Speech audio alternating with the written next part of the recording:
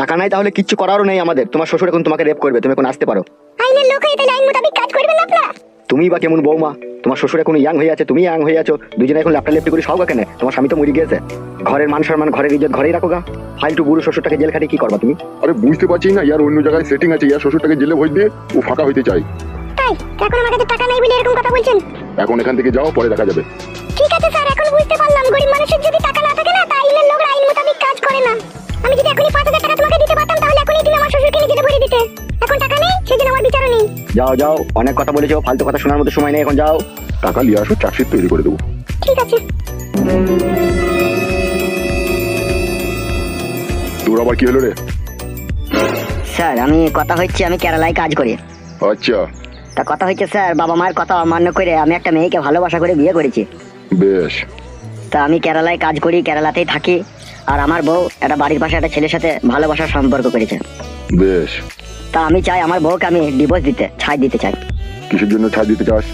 কথা হচ্ছে আমি ইনকাম করব, আমি খাওয়াবো, আমি পড়াবো, আর অন্যদিন আমার বউয়ের ঘাড় মারবে, তা কি করে হয় স্যার? এগুলো তো সম্পূর্ণ তোদের দোষ বাবু কাচুদা। কি বলছেন স্যার? আমাকে বিদেশে কাজে যেতে হবে না, আমার বউ ছেলেকে ইনকাম করে খাওয়াইতে হবে না আমাকে? এতে কি করে আমার দোষ হতে পারে স্যার? এই গুদমারানির ভাই বুকাচুদা, তুই যা তো আজাদ দেখে বিয়ে করলি না বিয়ে করার সময়?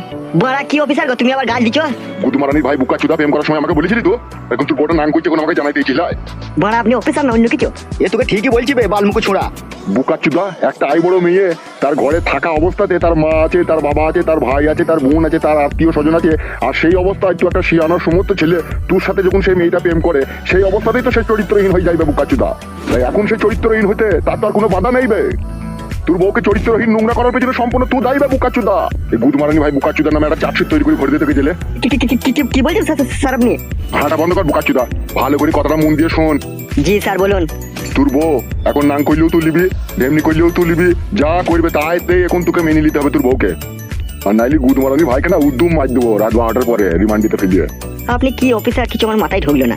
মাথায় গুদুম করে যখন ডুববো না তখন সব ঢুকবে। সুজা মানে বাড়ি যা আর বউকে নিয়ে সংসার করগা। গুদমারানি ভাই নিজে অন্যায় করবি, দেখুন কেস মারাইতে চাইলো, পালাবে এখান থেকে।